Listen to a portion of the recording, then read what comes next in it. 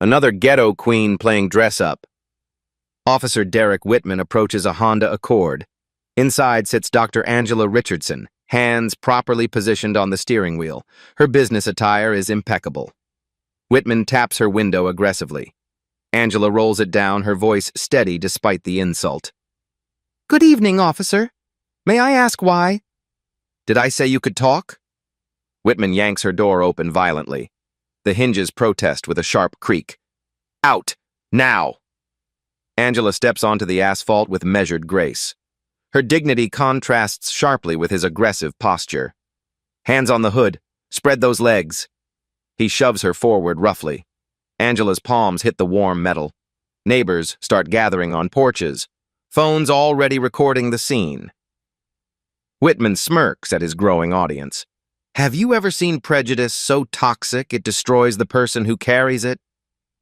September 15th, 2023, 6:30 p.m. in Fairfax County, Virginia.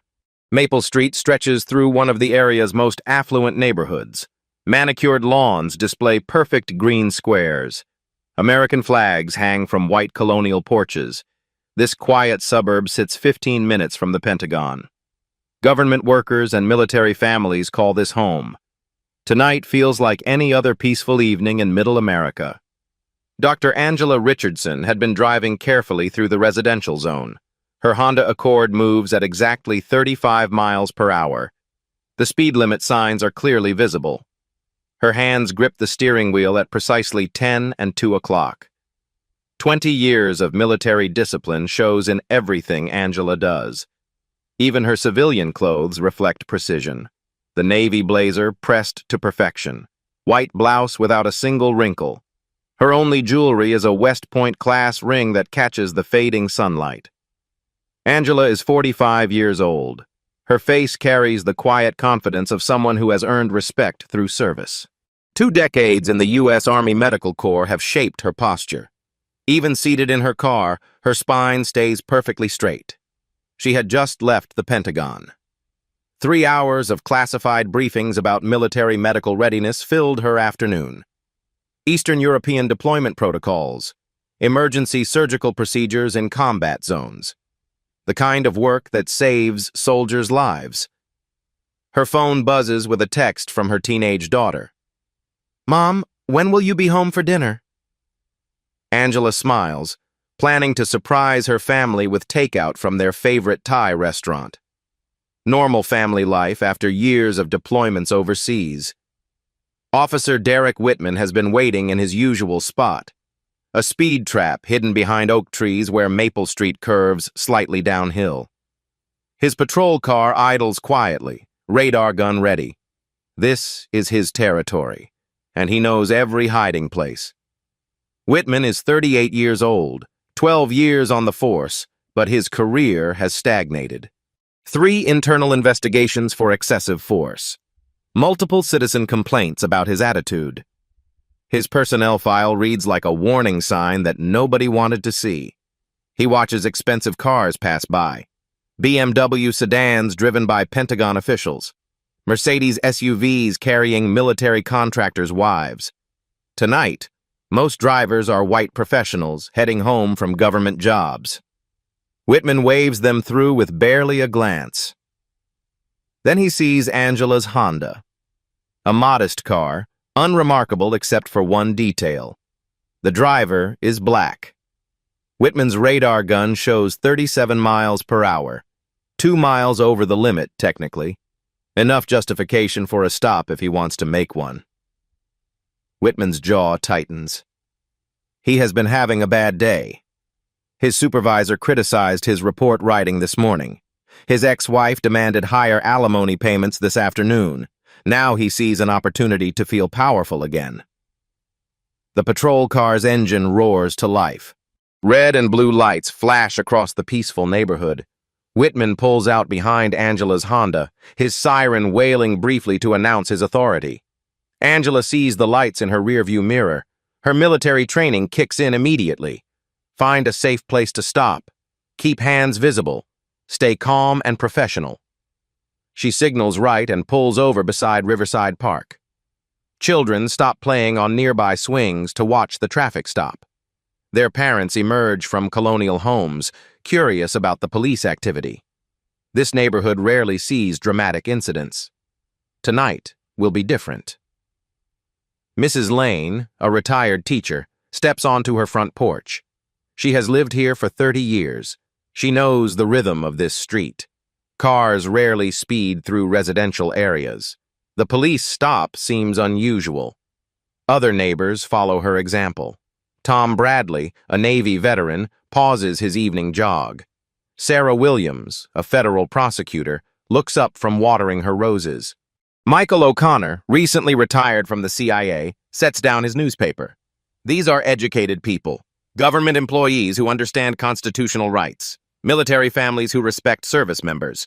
They will become important witnesses to what happens next. Whitman adjusts his utility belt as he steps out of his patrol car. His body camera activates automatically. The dash cam continues recording from multiple angles. Every word and action will be preserved forever. The evening air carries the smell of barbecue from backyard gatherings. Lawnmowers hum in the distance. An ice cream truck plays its melody 3 blocks away. Normal sounds of American suburban life. But something darker is about to unfold on this quiet street.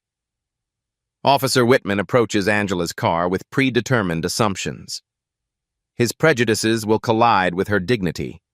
The results will change both their lives forever.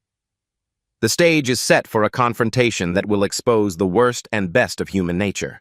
Officer Whitman's boots echo against the asphalt as he circles Angela's Honda like a predator. His hand rests on his service weapon, fingers drumming against the holster. The evening air grows thick with tension. Angela keeps both hands on the steering wheel, exactly where they should be. Her military training has prepared her for hostile situations. Stay calm. Follow commands. De-escalate when possible. Whitman taps his baton against her window. The metallic sound rings sharp in the quiet neighborhood. Roll it all the way down, slow. Angela complies, lowering the window completely. Good evening, officer. May I ask what traffic violation? License and registration. Whitman's voice cuts through her question like a knife. And don't give me any of that educated attitude.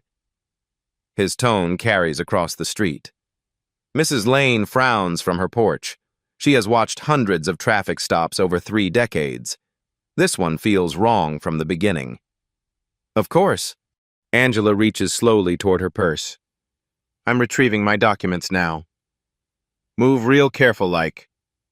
Whitman steps closer to her car, invading her personal space.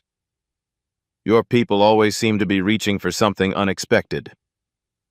The racist language hangs in the air like poison gas. Angela's jaw tightens, but her voice stays professionally calm. Here is my license and registration, officer. Whitman snatches the documents from her hand. He examines them under the streetlight with theatrical suspicion. Dr. Angela Richardson. Fancy title you got there. He holds her license up to the fading daylight, squinting at it dramatically. What kind of doctor? The kind that thinks she's too good for traffic laws? I'm a physician, officer. Angela's voice carries quiet dignity. May I ask what specific violation you observed? Speeding. 37 in a 35. Whitman smirks as he delivers the minor infraction. But that's just the beginning, isn't it, Doctor?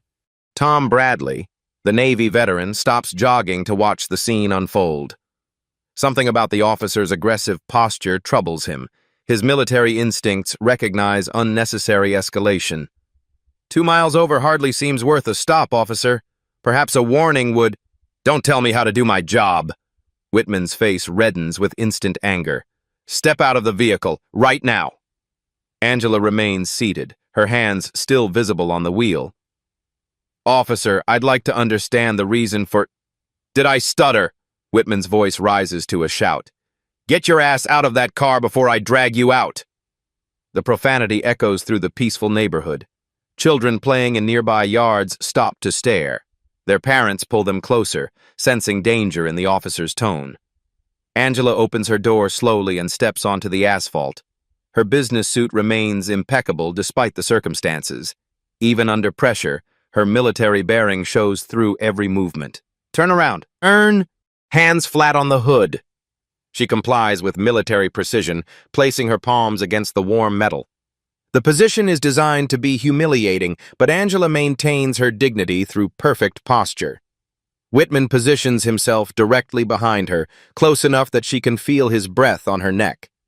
Spread your legs wider, wider. The command is unnecessary and degrading. Angela adjusts her stance as ordered, though every instinct tells her this stop has crossed legal boundaries. Why are you really in this neighborhood? Whitman continues his interrogation while maintaining the humiliating position. This isn't where your kind usually drives through. Sarah Williams, the federal prosecutor, emerges from her house carrying a watering can. She recognizes illegal search procedures when she sees them. Her legal training kicks in as she observes potential constitutional violations. I live in Virginia, officer. I have every right to drive on public roads. Angela's measured response only seems to irritate Whitman further. He had expected cowering submission, not quiet dignity from his victim. Let's see what you're hiding. Whitman begins his hands-on search, his movements more invasive than protocol requires. Always do something with your kind. Drugs, weapons, outstanding warrants? His fingers probe through her jacket pockets roughly. Angela endures the violation in silence, mentally cataloging each procedural error for future reference. Clean so far? Whitman sounds almost disappointed. But we're just getting started, aren't we, Doctor? He emphasizes her title with mocking sarcasm. The disrespect is intentional and public, designed to strip away her professional credibility in front of the growing audience. Officer, this search seems excessive for a minor traffic violation. Excessive? Whitman's voice drips with contempt. I'll tell you what's excessive. You people think you can question my authority. Michael O'Connor, the retired CIA officer, sets down his evening newspaper. 30 years in intelligence work taught him to recognize power abuse. This situation is spiraling beyond any reasonable traffic stop. I'm going to search your vehicle now. Whitman moves toward her open car door. You got a problem with that, Doctor? Officer, do you have probable cause for a search? Angela's voice remains steady despite the escalating harassment. I haven't committed any crime. Probable cause? Whitman laughs harshly. How about suspicious behavior? You were driving nervously, avoiding eye contact, classic signs of criminal activity. The accusations are obviously false. The dashcam footage will later prove Angela drove normally and maintained eye contact throughout their interaction. But Whitman doesn't care about facts tonight. He begins rummaging through her glove compartment, pulling out insurance documents and vehicle maintenance records. Papers scatter across the passenger seat as he searches with increasing aggression. Insurance papers! Vehicle registration! He tosses each document carelessly aside. What else you got hidden in here? Angela watches her personal belongings being scattered like trash. Her medical journal falls to the ground, pages fluttering in the evening breeze. What's this? He holds up a small leather folder without opening it. Military ID, huh? Probably fake like everything else about you. Angela's actual military identification sits in his hands, but the fading light makes the details difficult to read. Whitman tosses it aside dismissively, missing the most important information of his career. $20 says this is stolen valor. You people love pretending to be heroes. The accusation cuts deep. Angela has served her country for 2 decades, deployed to combat zones, and saved soldiers' lives under enemy fire. His words attack the core of her identity and service. Tom Bradley steps closer to the scene, his veteran instincts fully activated. Something about Angela's posture reminds him of military bearing. Her perfect composure under pressure looks familiar. What's in this briefcase? Whitman pulls out her Pentagon-issued document case, shaking it aggressively. Classified medical reports threaten to spill onto the street. Those are confidential medical documents, officer. Confidential? Whitman's mocking laughter carries across the neighborhood. More like fake certificates. Bet you printed these at Kinko's. More residents emerge from their homes. Phones appear in hands as people begin recording the scene. Social media posts start forming. Police harassment in Fairfax County. Officer, I've been cooperative throughout this stop. Angela's voice carries quiet authority. I'd like to speak with your supervisor. You'll speak when I tell you to speak. Whitman slams her car door shut with unnecessary force. The sound echoes like a gunshot through the quiet neighborhood.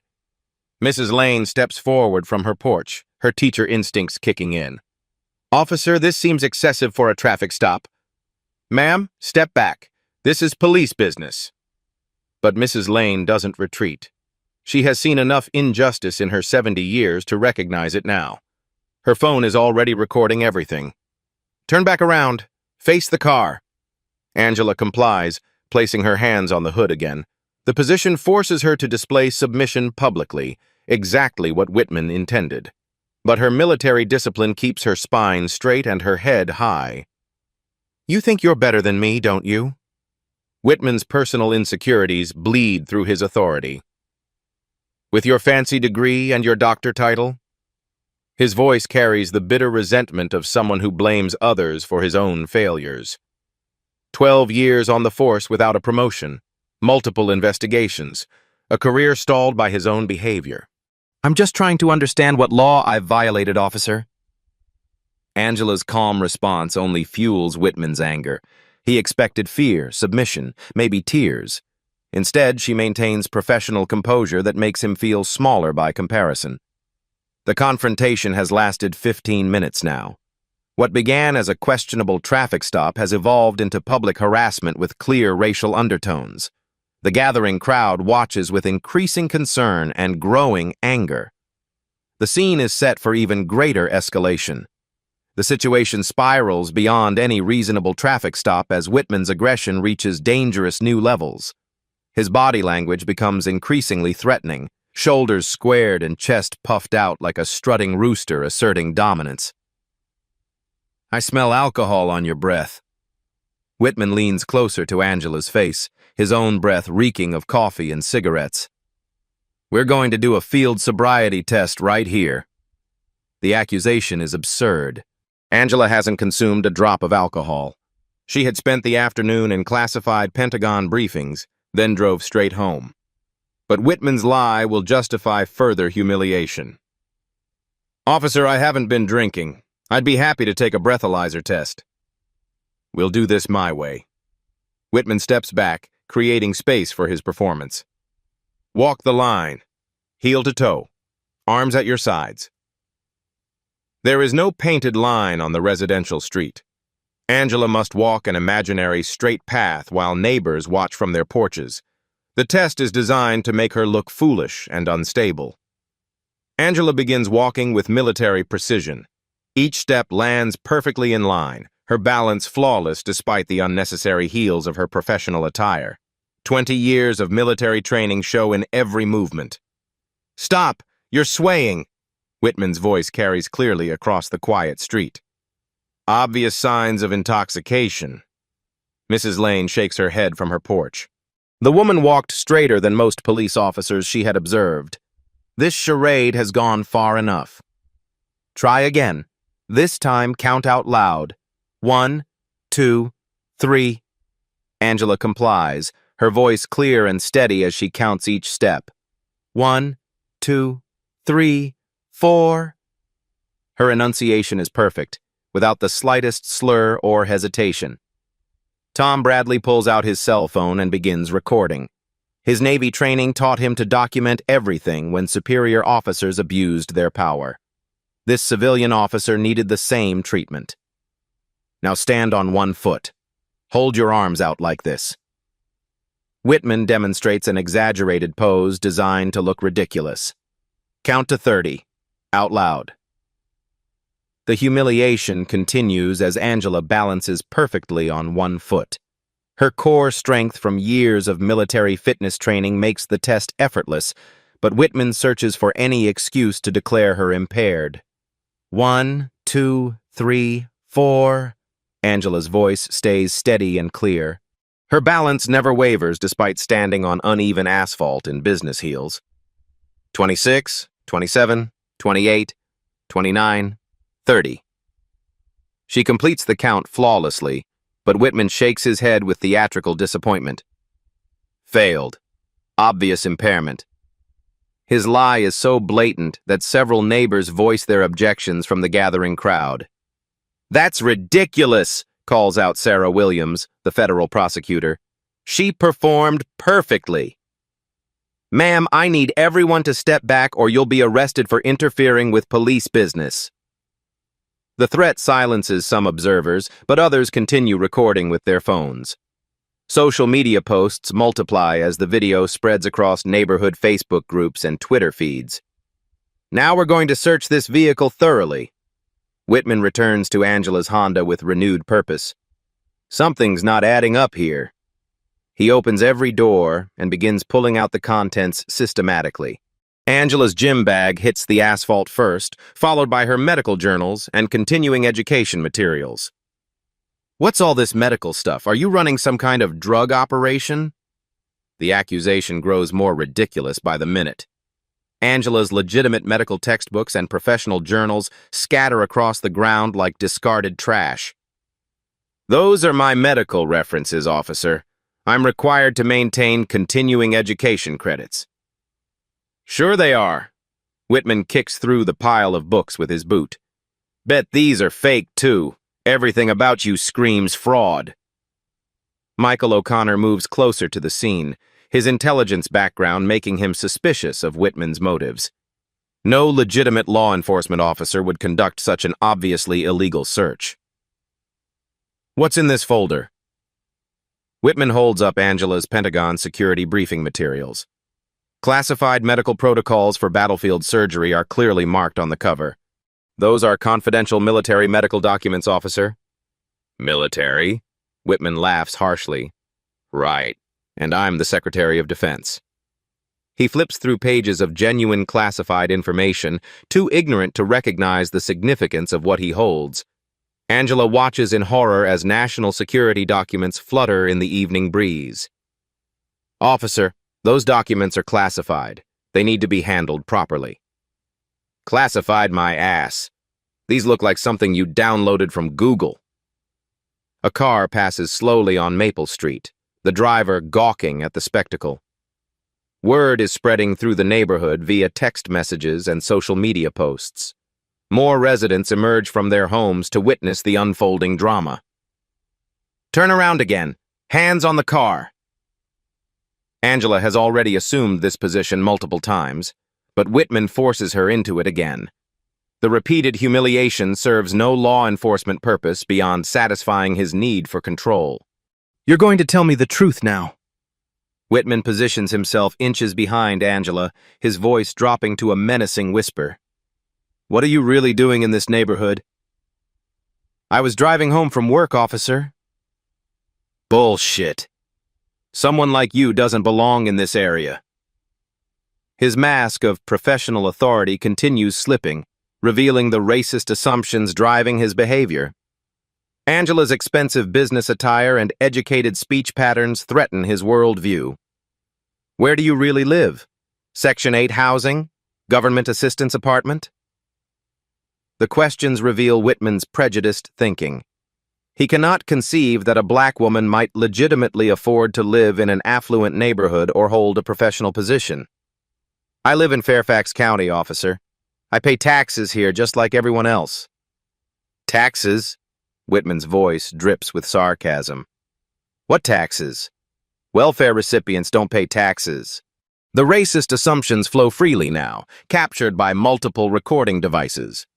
Whitman has moved beyond official misconduct into territory that will destroy his career and potentially result in federal charges. Tom Bradley steps closer to the scene, his military bearing becoming more pronounced. Something about Angela's composure under extreme pressure reminds him of officers he served overseas. "Officer, this has gone far enough." Tom's voice carries the authority of someone accustomed to command. "This woman has done nothing wrong." "Sir, I need you to step back immediately." I'm a United States Navy veteran, and I'm watching you violate this woman's constitutional rights. Tom's military credentials give weight to his objections. Other veterans in the neighborhood begin gravitating toward the scene, drawn by the confrontation. Everyone needs to disperse now, or you'll all be arrested for interference. But the crowd continues growing instead of shrinking. Phones multiply as residents document what appears to be clear police misconduct with racial overtones. Get back down on your knees. Whitman's command shocks even the most patient observers. Right here on the asphalt. The order crosses every line of reasonable law enforcement procedure. No traffic violation, no matter how severe, justifies forcing someone to kneel on public pavement. Officer, that's completely unnecessary. Angela's voice maintains its professional calm despite the escalating humiliation. I've committed no crime that would warrant— I said, get down! Whitman's hand moves to his taser, the threat of violence now explicit and visible to dozens of witnesses. Angela slowly lowers herself to her knees on the rough asphalt. The position is designed to break her spirit and assert Whitman's complete dominance. Sharp stones press through her business slacks into her skin. This is what happens when you don't respect law enforcement. Whitman's voice carries clearly across the neighborhood, his words aimed at the growing crowd of witnesses. Mrs. Lane gasps audibly from her porch. In 40 years of teaching, she never witnessed such blatant abuse of authority. Her phone captures every moment of the degrading spectacle. Stay down until I tell you to get up. Angela kneels on the cold asphalt as evening shadows lengthen around her. Her torn slacks offer little protection against the rough surface, but her military bearing remains intact despite the physical discomfort. Sarah Williams, the federal prosecutor, steps forward from the crowd. Officer, I'm an attorney with the Justice Department. This treatment violates multiple federal statutes. Ma'am, step back or you'll be arrested too. But Sarah holds her ground, her legal training recognizing a clear case of civil rights violations unfolding before her eyes. Minutes pass as Angela remains kneeling while Whitman searches through her scattered belongings again. The degrading position serves no law enforcement purpose beyond satisfying his psychological need for control. The stage is set for a revelation that will change everything. A second police cruiser approaches with flashing lights, its engine humming against the evening air. Officer Janet Martinez steps out, her 20-year veteran instincts immediately sensing something wrong with the scene before her. Martinez surveys the situation with trained eyes. A well-dressed black woman kneeling on asphalt, scattered documents and personal belongings. A growing crowd of angry neighbors recording everything with their phones. Whitman, what's the situation here?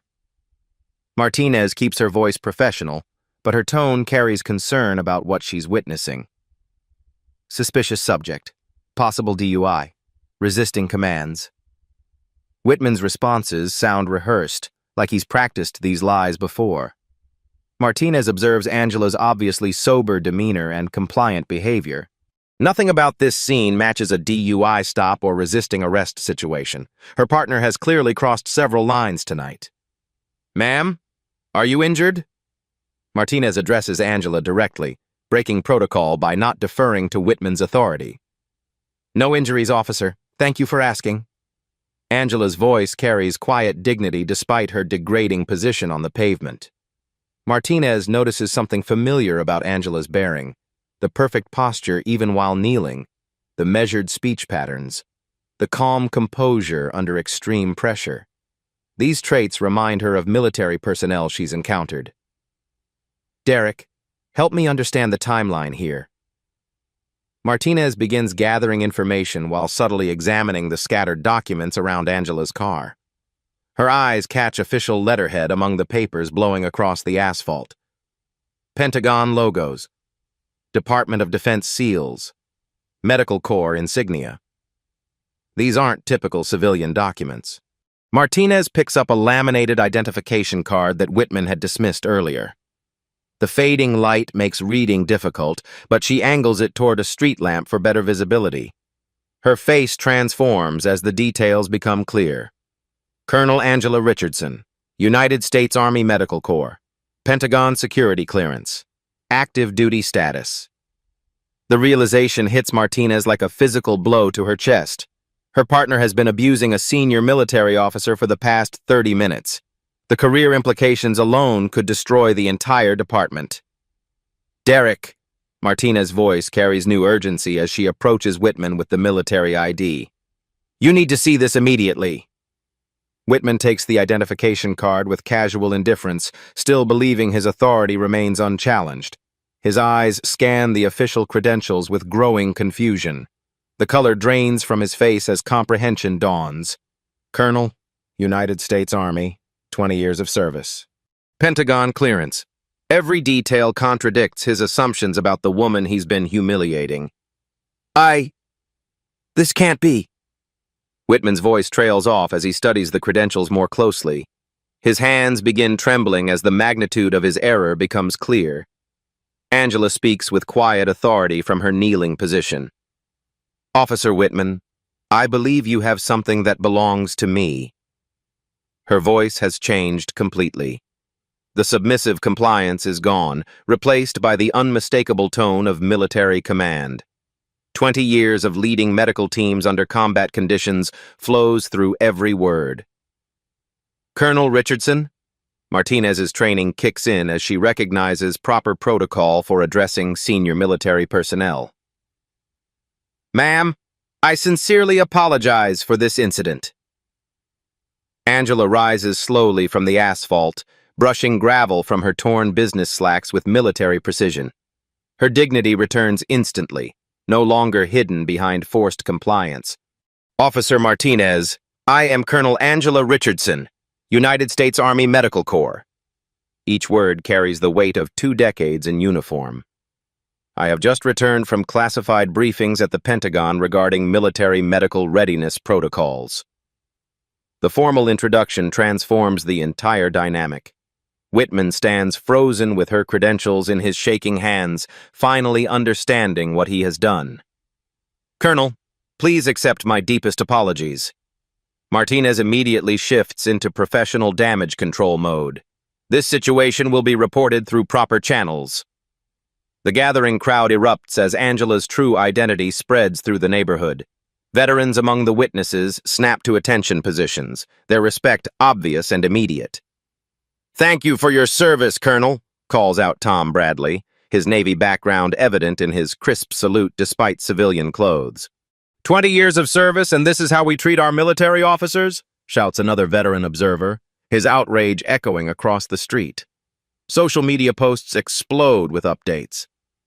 Army colonel forced to kneel by racist cop. Military hero abused during traffic stop. Pentagon officer humiliated on suburban street. Angela's military bearing becomes unmistakable now that her identity is revealed. The perfect posture, measured movements, and calm authority under pressure all make complete sense to the watching crowd. Officer Whitman. Angela's command presence fills the evening air as she addresses her tormentor directly. Your conduct tonight violated numerous constitutional protections and exceeded all lawful authority. Whitman's earlier arrogance crumbles completely. The racist assumptions that drove his behavior for 30 minutes have been shattered by reality. His career lies in ruins at his feet. Colonel, I didn't realize. The lighting made it difficult to see your identification clearly. His excuses sound pathetic even to his own ears. The lighting had nothing to do with your assumptions about my character, officer. Angela's response cuts through his lies with surgical precision. Every witness understands exactly what motivated Whitman's behavior tonight. Martinez steps forward to take control of the deteriorating situation. Colonel Richardson, I'm calling my supervisor immediately. This incident requires immediate attention at the highest levels. The power dynamic has completely reversed. Minutes ago, Angela knelt on rough asphalt at Whitman's command. Now she stands with the authority of military rank while his career dissolves around him. The storm Whitman unleashed has finally reached him. The radio crackles to life as Martinez calls for immediate supervisor response. Unit 247 requesting Sergeant Morrison at Maple Street and Oak Avenue. Priority 1 incident requiring command presence. Within minutes, the distinctive sound of a third police cruiser approaches. Sergeant Patricia Morrison, a 25-year veteran with an impeccable record, steps out and immediately assesses the explosive situation before her. Morrison's trained eyes take in every detail. A distinguished black woman in torn business attire, scattered Pentagon documents across the asphalt, a crowd of angry neighbors holding phones, her officer standing pale and trembling beside a woman who radiates unmistakable military authority. Colonel Richardson. Morrison approaches with the respect due to senior military personnel. I am Sergeant Morrison, Fairfax County Police. I deeply regret this incident and offer our department's sincerest apologies. Angela acknowledges the apology with professional grace while maintaining her dignity. Sergeant, I appreciate your professionalism. However, this situation requires comprehensive review and accountability. Morrison nods grimly, already understanding the career-ending implications for everyone involved. Colonel, may I have your contact information for our internal affairs investigation? This incident will receive our highest priority attention. Of course. Angela provides her Pentagon office number and military email address. I expect a thorough examination of Officer Whitman's conduct, training records, and previous complaints. Whitman attempts one final desperate defense of his actions. Sergeant Morrison, I followed standard traffic stop procedures.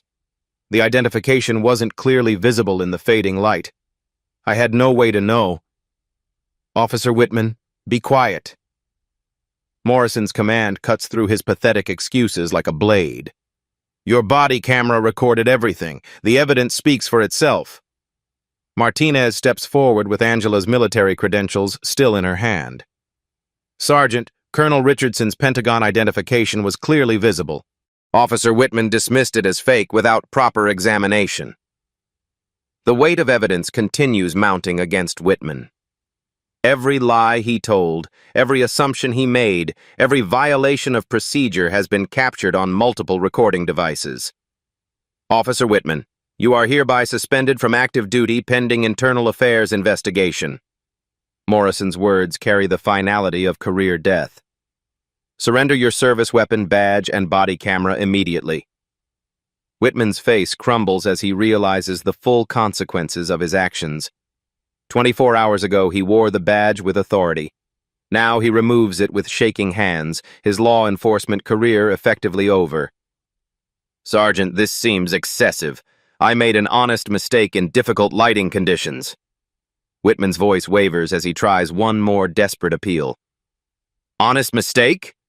Morrison's voice rises with barely controlled anger. You forced a United States Army colonel to kneel on public pavement based on racial assumptions. The gathered crowd murmurs approval as Morrison addresses the obvious motivation behind Whitman's conduct. No one present believes lighting conditions influenced his behavior. Mrs. Lane steps forward from her porch position. Sergeant, I witnessed the entire incident. That officer used racist language and excessive force from the very beginning. Other neighbors voice similar observations, their testimony building an overwhelming case against Whitman's version of events. The community has united against the injustice they witnessed. Colonel Richardson, would you be willing to provide a formal statement for our investigation? Morrison continues following proper procedures despite the obvious outcome. I will cooperate fully with appropriate authorities. Angela's response maintains professional standards while reserving her legal rights. I also intend to file complaints with federal agencies regarding civil rights violations. Tom Bradley approaches the group, his Navy veteran status evident in his bearing. Colonel, I served 22 years myself. If you need character witnesses, half this neighborhood are veterans who will testify on your behalf. The offer of community support visibly moves Angela, though she maintains her composure. Thank you for your service, sailor. Your support means everything. Local news crews begin arriving as social media posts draw media attention to the unfolding story. Police Force Army Colonel to kneel trends rapidly across multiple platforms. A news reporter approaches the scene with camera equipment. Colonel Richardson, would you be willing to comment on tonight's incident? I served this country for 20 years to protect the constitutional rights of all Americans. Angela's statement carries the weight of genuine conviction. No citizen should endure what happened here based on the color of their skin. Morrison completes the evidence collection process while Whitman stands stripped of his authority. His service weapon, badge, and body camera join the growing pile of evidence that will seal his fate. Officer Martinez will complete the incident report. Morrison addresses the crowd of witnesses. Anyone who recorded tonight's events, please provide copies to support the investigation. Phones emerge from pockets as neighbors eagerly volunteer their video evidence. The digital documentation will make any defense impossible for Whitman to maintain. The immediate accountability has begun, but deeper justice awaits. 48 hours after the incident, Internal Affairs Detective Sarah Williams sits in her sterile office reviewing Derek Whitman's personnel file. The thick folder tells a disturbing story of escalating misconduct that should have ended his career years ago. 3 previous excessive force complaints. 2 racial profiling incidents swept under administrative rugs. Multiple citizen complaints about hostile behavior toward minorities. The pattern screams systematic failure of departmental oversight. Detective Williams, we have another witness coming forward. Her assistant places a new file on the already towering stack. Maria Santos, traffic stop from 2019. Similar circumstances. The investigation expands beyond Angela's case as other victims find courage to speak out. Previous incidents, once dismissed as isolated complaints, now form a clear pattern of civil rights violations under color of law. Williams picks up her phone to dial the FBI Civil Rights Division. Agent Thompson, we need federal involvement in the Whitman case. This goes deeper than one incident. Meanwhile, CNN's morning show opens with breaking news footage. Army colonel forced to kneel by police officer dominates the news cycle as video clips spread across social media platforms worldwide. The Pentagon issues an official statement within hours. The treatment of Colonel Richardson represents an attack on military service members who dedicate their lives to protecting American freedoms. We demand full accountability. Defense Secretary Martinez appears on NBC News that evening. When our officers face this treatment at home, it undermines everything they fight for overseas. Justice must be served. The Washington Post editorial board weighs in with a scathing op-ed titled, "When Service to Country Isn't Enough." The piece connects Angela's treatment to broader patterns of racial bias in law enforcement nationwide. Federal prosecutors review the evidence with growing determination. Assistant U.S. Attorney Jennifer Walsh studies the body camera footage for the 5th time, her anger increasing with each viewing. This is textbook deprivation of rights under color of law. Walsh addresses her team of prosecutors. We're filing federal hate crime charges alongside the civil rights violations. The legal machinery accelerates as multiple jurisdictions coordinate their response. State prosecutors prepare assault and false imprisonment charges, while federal authorities build their civil rights case. Angela retains Marcus Thompson, a former military JAG officer now specializing in civil rights litigation. His reputation for destroying police misconduct cases makes departments tremble when he accepts clients. Colonel, we're filing a comprehensive federal lawsuit against Whitman and the department. Thompson spreads case documents across his conference table. The evidence is overwhelming, and the damages are substantial. 6 months later, the federal courthouse in Alexandria buzzes with media attention as United States v. Derek Whitman begins. The packed courtroom includes veterans groups, civil rights organizations, and dozens of supporters wearing military dress uniforms. Judge Patricia Henderson, a Reagan appointee with no tolerance for constitutional violations, presides over proceedings with stern authority. Her reputation for harsh sentences in civil rights cases precedes her. Officer Whitman, you are charged with deprivation of rights under color of law, a federal felony carrying up to 10 years imprisonment. Judge Henderson's voice echoes through the silent courtroom. Whitman's defense attorney, Robert Klein, attempts damage control with a desperate strategy. Your Honor, my client made errors in judgment under difficult circumstances. The lighting conditions made proper identification challenging. The prosecution destroys this defense within minutes. Video evidence shows clear evening light during the stop. Multiple camera angles reveal Whitman's racist assumptions drove his behavior, not lighting conditions. Angela takes the witness stand wearing her military dress uniform, ribbons and medals displaying 20 years of distinguished service. The visual impact on the jury is immediate and powerful. I knelt on that road not because I had to, but because I chose de-escalation over confrontation. Her testimony resonates through the courtroom with quiet authority. But I will not kneel for injustice itself. Expert witness, Dr. Robert Martinez, a former police chief, testifies about proper procedures. Officer Whitman violated every standard of constitutional policing. His conduct represents textbook civil rights violations. The prosecution presents body camera footage frame by frame, dissecting each violation of Angela's constitutional rights. The visual evidence speaks louder than any legal arguments.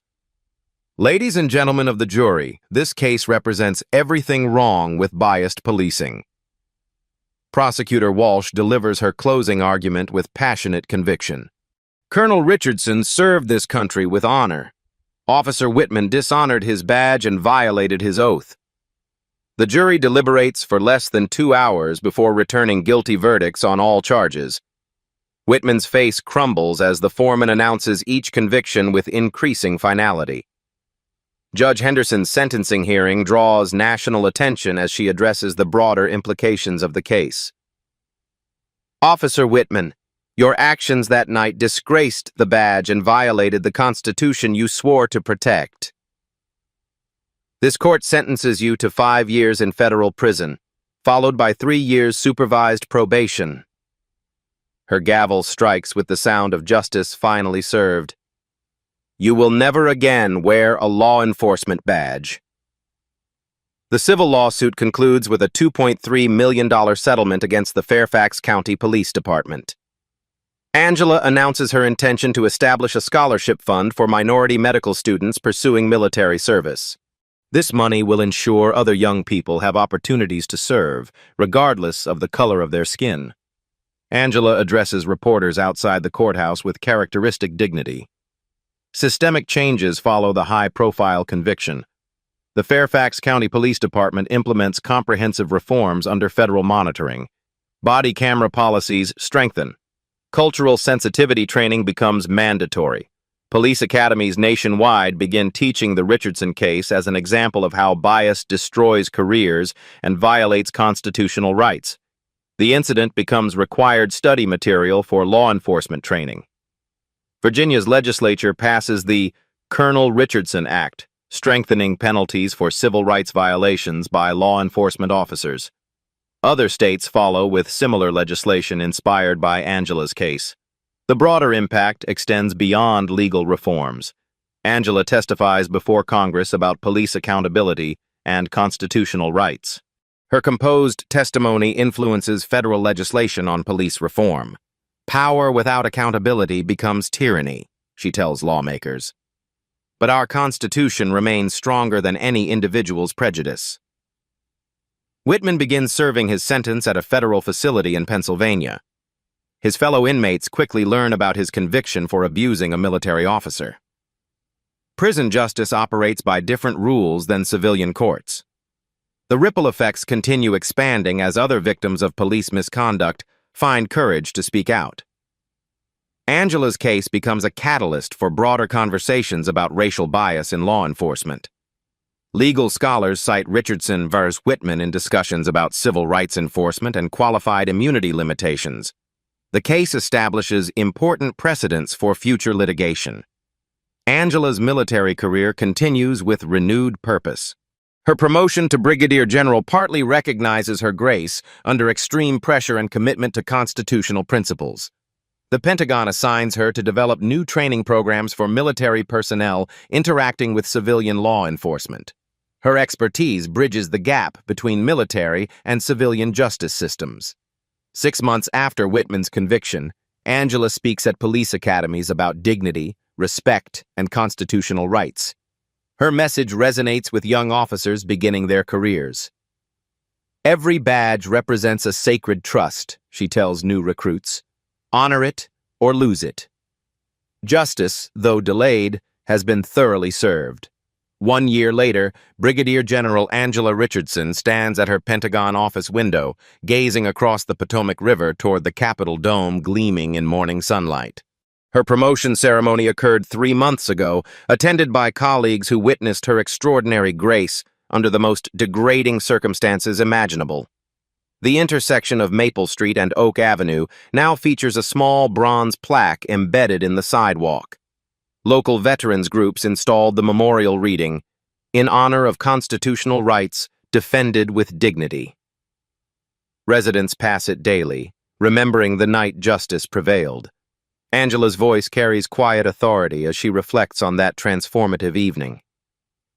Officer Whitman saw my skin color and made assumptions about my character, my education, and my right to belong in that neighborhood. She turns from the window to face a wall displaying her military commendations. 23 years of service medals tell the story of a career dedicated to healing and protecting others. He never saw my West Point ring, never read my Pentagon credentials, never recognized 2 decades of military service. Her words flow with the measured cadence of someone who has processed trauma into wisdom. The camera follows Angela through her daily routine at the Pentagon. She reviews medical protocols for overseas deployments, mentors young military doctors, and leads briefings on battlefield medicine innovations. That night changed everything, but not in the way Officer Whitman intended. Angela's reflection continues as she walks through corridors where generals and admirals nod respectfully. His hatred revealed more about his character than mine. Derek Whitman serves his sentence in federal prison, his law enforcement career permanently destroyed. Fellow inmates learned quickly about his conviction for abusing a military officer. Prison justice operates by harsher rules than civilian courts. Chen leads the newly formed Maple Street Community Oversight Committee, ensuring accountability between police and residents. The retired teacher's natural authority makes her perfect for bridging relationships damaged by years of distrust.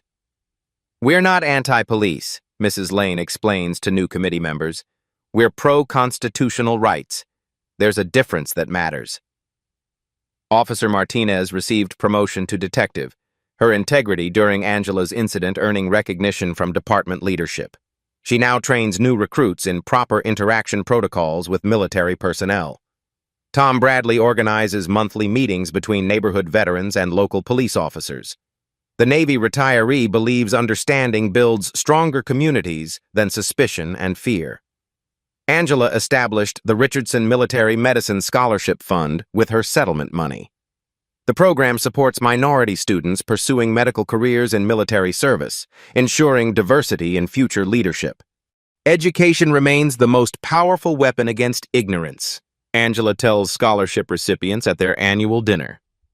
Use it wisely to serve others. The case study of United States versus Derek Whitman appears in law enforcement training curricula nationwide.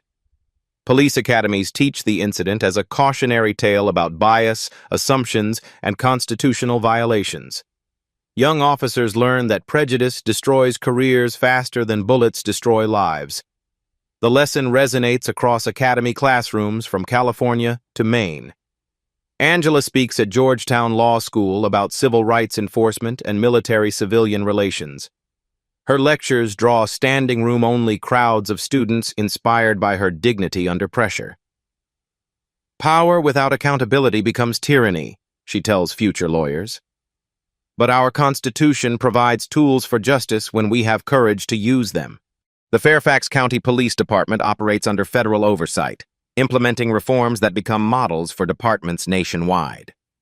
Crime rates remain stable while community relations improve dramatically. Social media campaigns continue spreading Angela's story with hashtags like #DignityUnderPressure and #constitutional rights. The message reaches millions of Americans who find inspiration in her example. Angela addresses viewers directly, her authority undeniable in military dress uniform. They forced me to kneel that night, but they couldn't make me surrender my dignity or my commitment to justice. The scene transitions to show Angela training young military medical officers, her leadership style emphasizing competence, integrity, and respect for all people regardless of background. Every day, I choose to serve not for recognition, but for the promise America represents to every citizen willing to defend it. Her final words carry the weight of genuine conviction earned through service and sacrifice.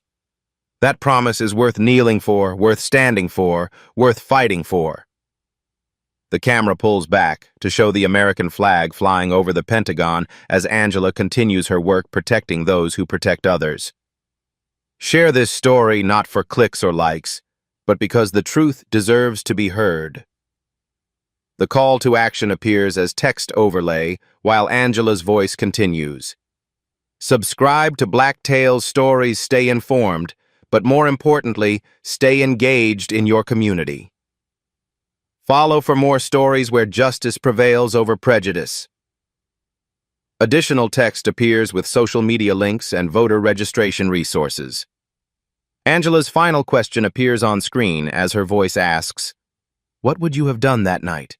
More importantly, what will you do tomorrow to build the America we all deserve?" The screen fades to black with a final message. Justice delayed is not justice denied, sometimes it's justice perfected.